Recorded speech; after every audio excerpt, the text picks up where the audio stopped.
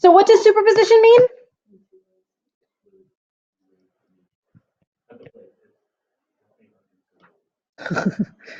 What waves undergo?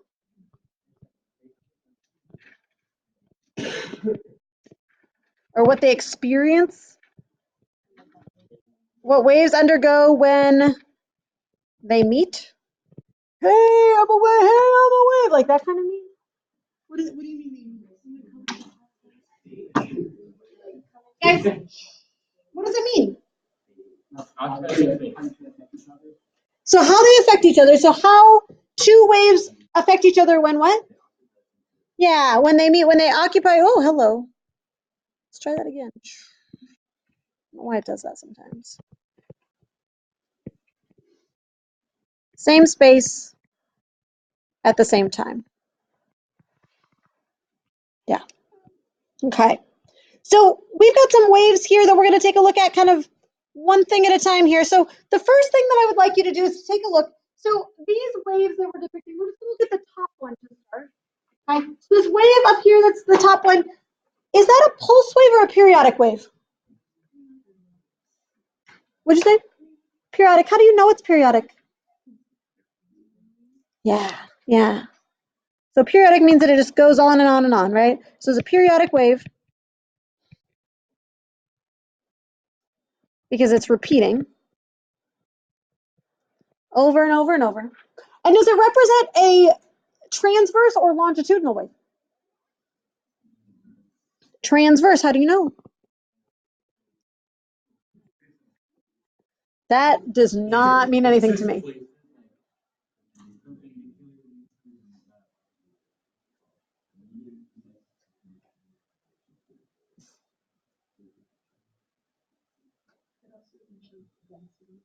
Okay. So it doesn't really show density. It doesn't get, yeah, it doesn't go in and out. And the key here is that the medium displaces perpendicular to the wave motion. So presumably the wave is moving like this, and whatever it is moving up and down, up and down, up and down. Right? So this does represent a transverse wave. I would agree with that. If 2 seconds of time are shown in the snapshot of this periodic wave, my question for you real quick is, what is the frequency? Go ahead and take a look. Ask your table mates, talk together. What is the frequency of that wave?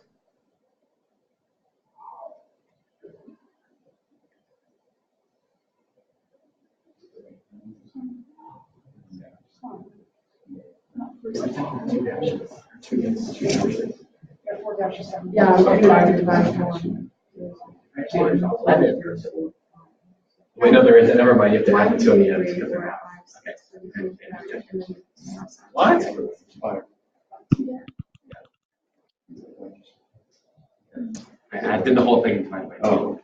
Because it was hard to move my brain. What do you think? What is the frequency of that wave? What'd you say, Lucy? Yeah, 5 waves or 5 per second. Cycles per second is a lot to write, so I can write hertz instead, HZ. Yep. The frequency is 5 cycles per second. Okay. Let's take a look at that second one. What's the frequency of the second wave? Don't overthink it, friends. It's also 5 cycles per second, 5 hertz. Not a trick question. Okay. All right. So without really knowing it, we did that first thing up there. It says determine the frequency of the wave. The next thing says to draw the resultant wave. Draw the resultant wave in the space below. So we are going to assume that those two waves, the 5 cycles per second wave up here and the 5 cycles per second wave down here, are actually in the same space at the same time, traveling maybe the same way, maybe different, but at that point when they're overlapped, what does that resultant wave look like? What does resultant mean? The end product, the result of, right? What does the resultant wave look like? Take a look. Figure it out. What would it look like?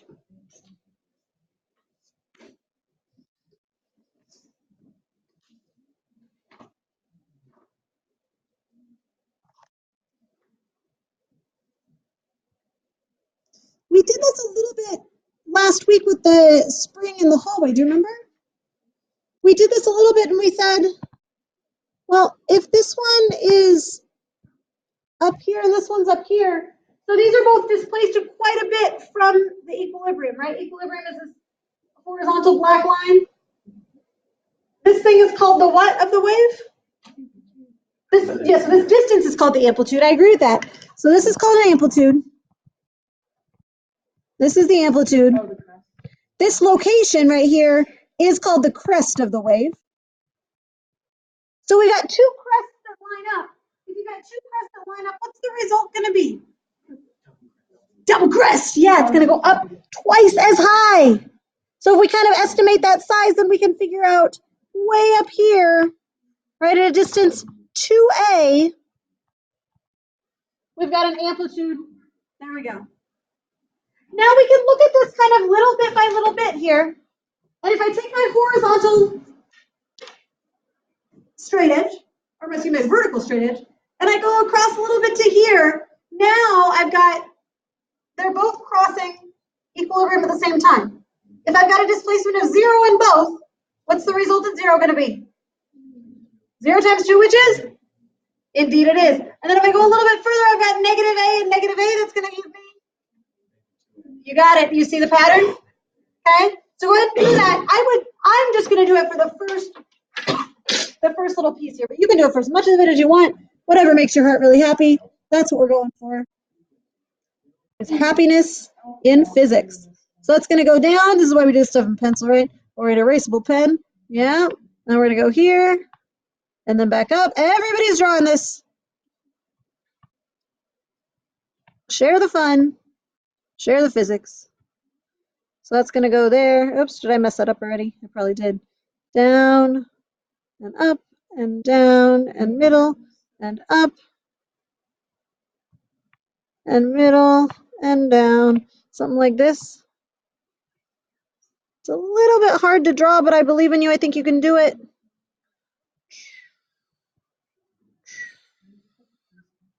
I find that it helps to make noise when I'm drawing these waves, so if that helps you, yep, it really does. It helps me to make it more consistent. Now what I would like for you to do is to take a look at your resultant wave, and I want you to make some observations about things. What's the same, what's different? Go ahead and do that. I think there are at least 4 things that you can list. Go ahead and figure those out. What do you see that's the same and different? Have a conversation at your table. Make a list. Write them down.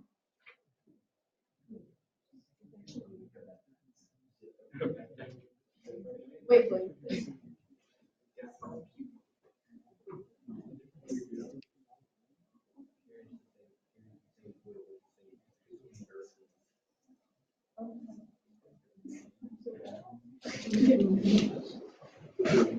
You only have to draw the first one, like the first little bit, just to get the idea.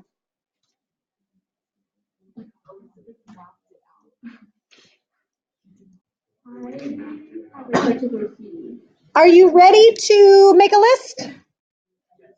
Let's do it. What do you notice that is the same or different between the original 2 waves and the resultant? Jacob, you've got one. What have you got? What about the frequency?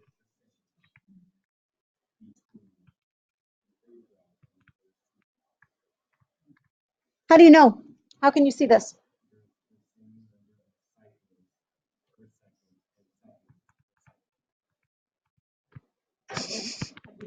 You kind of overdid that one. Same number of cycles per second. I agree. All right, what else you got, friends? What else is true? That's 1. I need at least 3 more. Chris, what did you guys say over there?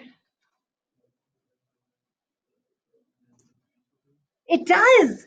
It has a very different amplitude, doesn't it? Yeah. It has a bigger amplitude or smaller amplitude? It does. A larger amplitude. It has a larger amplitude thanks to something, thanks to a specific occurrence. What do we call that? It is superposition, but there's also another name for it. What is it? Constructive interference. Constructive means that the amplitudes are getting bigger. Superposition is kind of like the blanket term for constructive or its opposite, but we're talking about just it gets bigger, larger amplitude means we've got constructive interference. What else you got?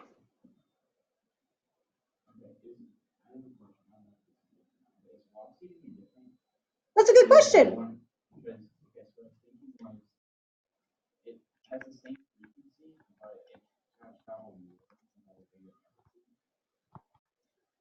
What is it? What's the it that you're saying there? They're going. You said it, that's why I'm asking. Yeah, I forgot where. He means that it's going a further distance in the same amount of time. So therefore. What is? But I want to know about the wave. I want to know how fast the wave is moving. That's what you're talking about. When you talk about the velocity, generally, at least I assume, that you're talking about the velocity of the wave. I'm not telling you what the right answer is. I'm just saying that's what I would interpret when you say the velocity of the wave. Is the velocity of the wave bigger or smaller? I don't know, or the same. I don't know.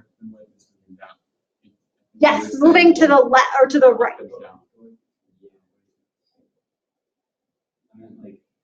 Is that what you meant? I don't know. Yeah, I meant like, I don't know. It's like, does it travel? It travels. What is the wave representing? It's like, is there matter to it? Okay, so that's an awesome question. So a wave is a disturbance, right? It's a disturbance of the medium, whatever that medium is, right? And or you can think about it as energy traveling through a medium. So it's not the medium traveling up, because the medium, if you've got a transverse wave, the medium only travels up and down, right? Do you remember when we had the slinky out in the hallway and we sent a wave down the slinky and I moved the slinky this way, I moved it to the right and left, but the slinky moved, or the wave moved this way, right? It moved down the hallway. So the displacement to the right or left had nothing to do with the distance it was traveling this way. So we're talking about the speed with which it travels from me to, Elizabeth, was it you that was standing on that far end?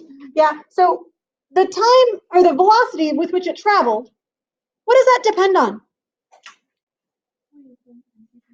It depends on the wavelength and the frequency, right? That we're just copying that straight down from what we had written down before. So velocity is wavelength times frequency. Does that match with what you have written down? Yeah, or you can say that is wavelength divided by period. Does the frequency of the wave change? Does the wavelength change?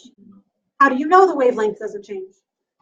Like, the moment of equilibrium are the same between, it's like 1 point, Yeah. So the distance between those equilibrium points, the distance between the crests, it's all the same. And if that's true, that means the wavelength didn't change. So Spencer, here's the answer to your question, right? The wavelength doesn't change. The frequency doesn't change. So what does that mean about the speed of the wave? It is not going to change either. So the velocity also does not change.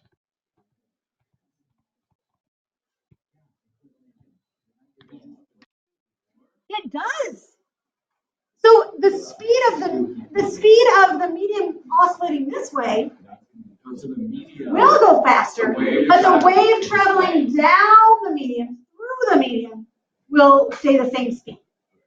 It's weird, right? Think of you're saying the same. Hold on, let's back up because I want to make sure that I'm agreeing with what you're saying. Think of the medium as its own thing, right? Not the wave traveling through it. So the medium moves this way, and the wave moves this way. Right. Now here's the thing. You can also send a longitudinal wave, in which case the medium goes this way, goes back and forth in the same direction that the wave is traveling, but it doesn't go all the way down from me to Elizabeth down the hallway, right? It's just the wave that travels. It's weird. What does the speed with which a wave travels depend on? Do you know?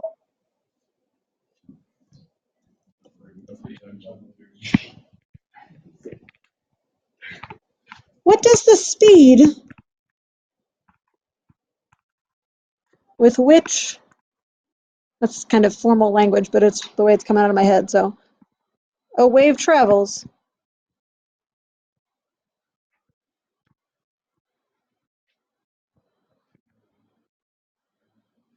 So you can argue that it depends on the wavelength and the frequency, right? For sure. But let me ask you a question. Does the speed of the wave, listen carefully, does the speed of a sound wave depend on its frequency?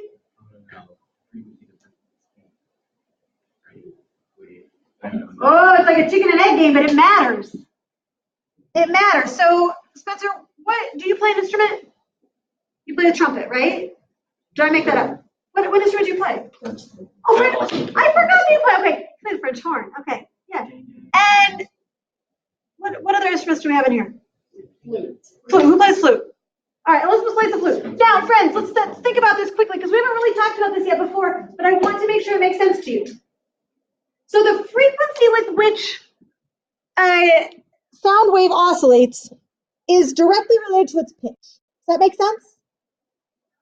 The higher the pitch, the frequency. The higher the frequency. Let's write this down because this is important stuff. I'm going to write this down just on the side here, but if you want to write this on a separate piece of paper, you totally can. Not on the back of that paper because we're going to need that space in a little bit, like not today. So don't write it back there, but somewhere, right? So let's write down some stuff about sound here. This is important. Okay, so here we go. Sound. Sound waves are longitudinal, right? That's important to know. Sound waves have this thing called pitch.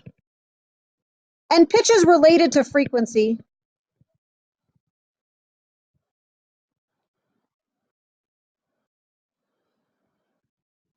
The higher the pitch. Now, not all of you are musicians, so I want to make sure you understand what I mean by pitch. I was about to ask him to demonstrate. Do I ask him to demonstrate? Yeah. Okay, sing a high pitch note. That was not. Wow. It doesn't have to be really high. There, that's high pitch. All right, sing a low pitch note. Okay, so you hear the difference? Now, question for you. Friends, I need you back.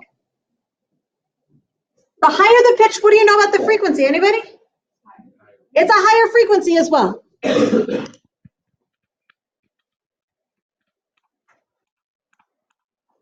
So we got a French horn player, we got a flute player. In general, and I know that flutes can play low notes, and I know that French horns can play high notes. I could never play a high note on a French horn, but I believe that you are a better French horn player than I ever was. So, in general, my flautist is going to play higher pitched notes, right, than my French horn player. And I, like, okay, so let's think about this. Now, when the conductor is conducting, to think about how this is going to happen, Elizabeth's going to play high-pitched notes, and Spencer's going to play low-pitched notes. Which ones are going to travel faster? No. The waves. Which ones are going to travel faster? Let me ask a question. If the director goes like this, and they both play at the same time, because they see it at the same time, and they both play at the same time, and you're sitting out in the audience, which one are you going to hear first? Don't overthink it, you guys. What? I hope you're going to hear them at the same time. Because if you don't, guys, think about this. If you don't hear them at the same time, and they're fancy musicians. So here's the thing, you guys. Listen. Here's the thing, is that I know they're fancy musicians who can play like really hard stuff, but let's take a step back to like 6th grade band concert, right? We're playing, let's say, I was gonna say Jingle Bells. I feel like that's very simple. Jingle, really very simple. So they're gonna play the same music, and the director's gonna go like this. And are they gonna cue you before you? Or are they gonna cue 2 people? Go. Can you imagine if you were a conductor and you had to conduct different people to go at different times? Lower. The frequencies are different. Like, So frequency times wavelength equals velocity, but then his frequency times his wavelength equals the same. So like the velocity. The velocity, the shorter the So the speed of the sound is always the same. Okay, Yes, that's what you're saying. That's why it's giving you a high five. okay, let's write this down. All right, okay. So the speed of sound,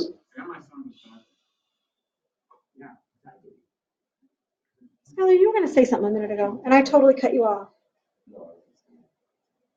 You were going to say something, you're going to explain the physics, and then I totally cut you off. I'm sorry. Can you tell me what I should be writing up here? It's all my fault. The speed of sound. Oh, I'm not going to cut you off next time. I'm sorry. I feel like bad teacher today. The frequency of the fluid's higher. Do they have the same wavelength though? No. No, they don't.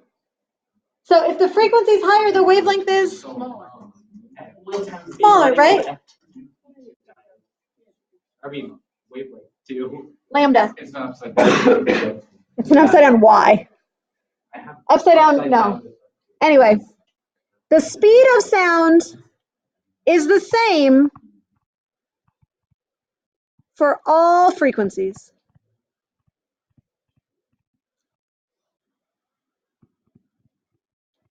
As the frequency of a note goes up, the wavelength of the note goes down.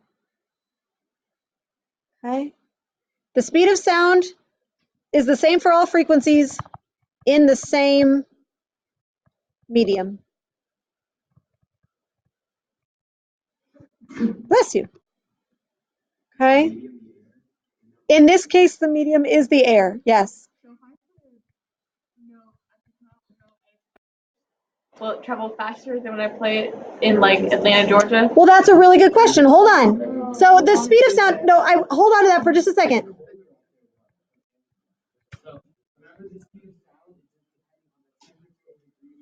The speed of sound is dependent on the temperature. It's also dependent on the density of air, right? It's also dependent on the density of the medium, okay? So it has to do with the molecular construction of the material, right? So sound can move through air. We know that because we can hear each other. Sound can move through water. How do you know? Because you can scream underwater. Yeah, you can talk to each I do it all the time. And dolphins, but yes. Yeah. Sound can move through solids. Evidence? Vibration. True. What else? Or are you going to say something else? Go ahead. Why can you like hear your knuckles crack underwater better than you can just wait, you can. How do you know that? Yeah, how do you know that? Because I don't know. I was playing, I cracked my knuckle in the Ouch. I'm I'm guessing. You hear cracks better than you hear. I think it has to do with the frequency of that noise and its ability to travel through well, but it's not the speed that's different. Does that make sense? Yeah. Yeah, it probably also travels through your body well too. That's a good call. Yes. Yeah. Where does sound move the fastest? Solids, liquids, or gases? So I was like, I've got my hand up this time. Don't let me down, Carbling. What did you say? Solids. Why do you say solids? The speed of sound in a solid is greater than the speed of sound in a liquid. Is greater than the speed of sound. Oops, I wrote that backwards. That's embarrassing. In a gas. How do you know? Sound moves faster through a solid. It's you.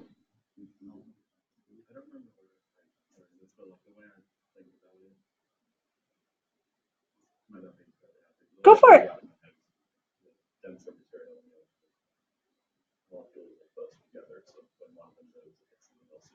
Mm-hmm. That's exactly right. That's exactly right. Yeah. So in a more dense medium, the molecules are closer together, and so they bounce. right? They just like, they pass that energy faster than they do through a less dense material. Now, that's not 100% true. And the reason I know this, it came up just last period, which is why I'm mentioning it. Somebody asked, well, does sound move faster through ice or through water? Because we know that ice is less dense than water, right? Because it floats. But water is weird, you guys. Like, water is just, it's a weird substance. And sound moves, this is why I'm bringing it up. Sound moves faster through ice than it does through water. But in general, I would 100% agree that it has to do with the molecular makeup of the solids versus the liquids versus the gases. And again, the sound moves faster through a solid than it does through a liquid than it does through a gas. Yeah. So the 330-ish meters per second that sound moves through a gas is, on the whole, pretty slow. Okay? On the whole, pretty slow. Did we do this earlier? Did we strike this? Okay, so have you met a tuning fork before?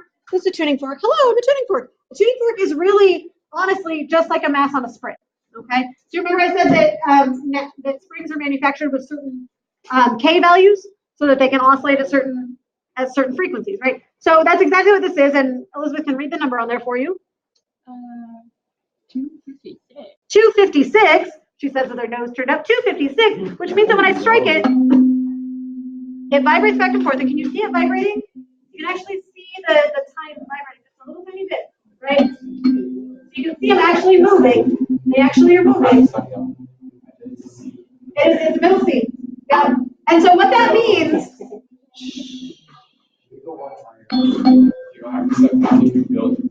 you can actually see them moving. They're moving 256 times every second. Okay? So that is vibrating. Middle C is 256 times every second. That's literally what's happening. I do. We'll get it out later, but not right now. Guys, I need your attention for the 5 more minutes that we have, okay? Because I need to make sure we get through this. So those 256 hertz or cycles per second, it's literally moving back and forth and back and forth and back and forth that often as it goes through. And that sound, well, it's vibrating here, but that's not why we hear it. We don't hear it because of this. How do we hear it? How does that vibration get to our ear? Travels through the air, doesn't it? So the tines, as you remember, I just showed it to you, and it's vibrating back and forth, and you can see it. And literally what it's doing is the air molecules that are sitting right there are getting pushed, pushed, pushed, pushed, pushed, pushed all the way to the air molecules right next to your ear. So the energy is moving from the tuning fork to my ear. The air here is not moving to my ear. Does that make sense? Longitudinal wave, and that's where it's coming from. Okay? What do you mean? Because the air molecule just be impacting the air molecule. Oh wait. Yeah, she literally. Or the energy be hitting your ears. Yes, sure. Okay. I don't know. All right. But if he hit We're not done yet. We got to do 2 more things quick. Holy cow. All right, here we go. Oh, wait. I missed the point of what I wanted to ask there. Sorry. What if there was no air? there would be no sound. There'd be no medium, and there'd be a... You couldn't hear it. Yes, yes. So the thing that you need to know here, whoa, is not only the longitudinal. Shh, guys, I need you, please, just for a second. Okay, sound must have a medium.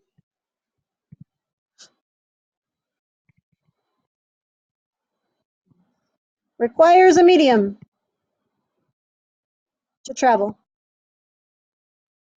And again, it can be a solid, liquid, or gas, doesn't matter, but there have to be air molecules to bounce. If there are none, there is no sound. If I take my tuning fork, when I go up on my spacewalk, can I strike it? Will it vibrate? Yes, it will vibrate. It will vibrate at 256 cycles per second. But as it vibrates, will it bounce anything over here during my spacewalk? No. So nobody will be able to hear it. I will be able to like see it, and I'd be able to feel that it's moving, but you would not be able to hear it, right? That's important. Okay. So fast. Here we go. Take a look at these 2 waves right here. What's the frequency here, friends? 5 cycles per second. Look at it, guys. Turn your brains on. Don't leave me. 6 cycles per second. What about for the bottom one? So are they going to do the same thing this one does? Why? Yeah, they're out of phase. 180 degrees out of phase. Resulting in? Yeah.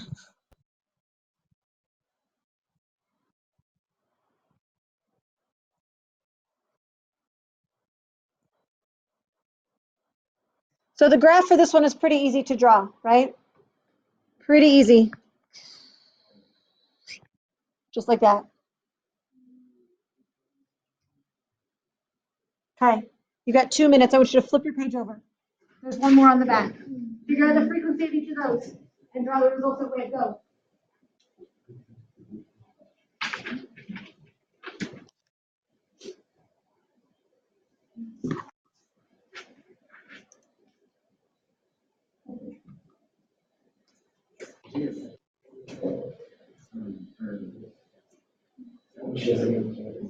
I do have the numbers on the board. Make you go faster.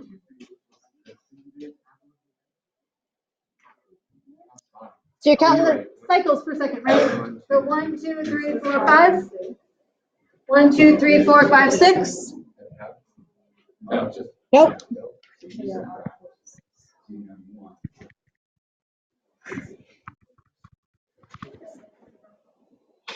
What's it going to do? Is it constructive or destructive? But not completely, right? It changes. That's what it looks like. Oh!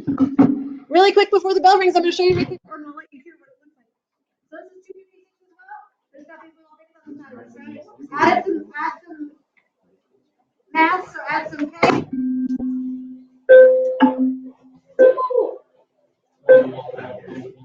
Terrible, isn't it? You actually really cool. I'm not good for Have a good day, guys. I'll see you tomorrow. We'll lab it up. Have a good day.